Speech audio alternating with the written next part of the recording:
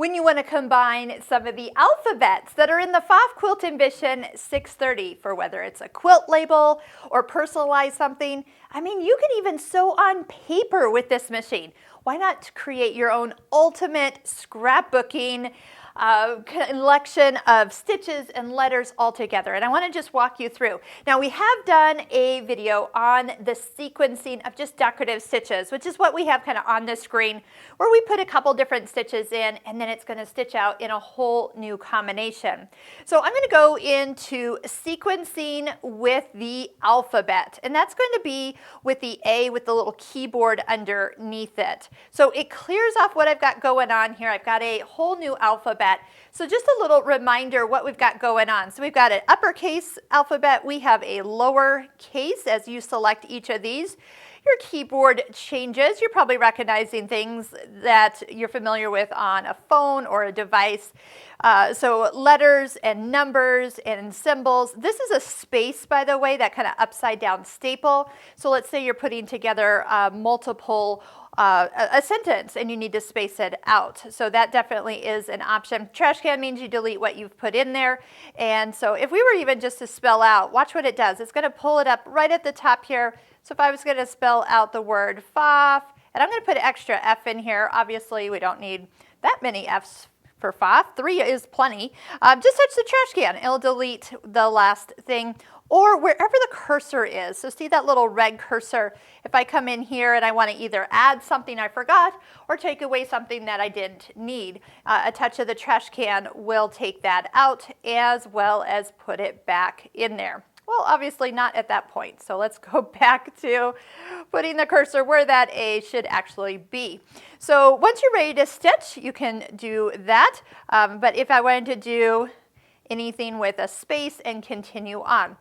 Just a note as you start combining, if you're looking for the larger lettering option, like the biggest, boldest look, I would stick with using capital letters. If you start working with lowercase letters, they do start to get a little small, and they're going to get even smaller if you use a letter that hangs below the baseline, like a G or a J. Those are things that can make things start to look even smaller or narrower, not as tall. Not that you can control whether a word has that in there or not. So if you're looking for the best height, biggest lettering, go ahead and stick to capital letters. They're going to look great. Now there is 2 alphabets in this machine. One is American, and we also have another one as well. Honestly, it's not a traditional alphabet, but I have actually had some of my Pfaff Stitching Cosmos students use these as decorative stitches. And I remember looking twice at somebody's block and I went, wait a minute. You used one of those non-American alphabets, and they actually used it as decorative stitches. So I guess if you're making your stitch book, you should stitch out all of these, and you might be surprised what you could use that's maybe not so, it doesn't look like a letter. Some of these can definitely pass for decorative stitches.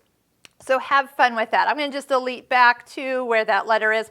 When you're ready to stitch, go ahead and touch the foot. Now, as you can see that after the last F of Pfaff, it's going to start to repeat. So one thing I always do when I'm just waiting to stitch it out one time is when I'm ready to start sewing or any time, go ahead and once you've started stepping on the foot control or pressing the start stop button, that you're going to touch the scissor button. What that will do is it'll allow it to stitch out whatever you have in the memory or in the sequence one time.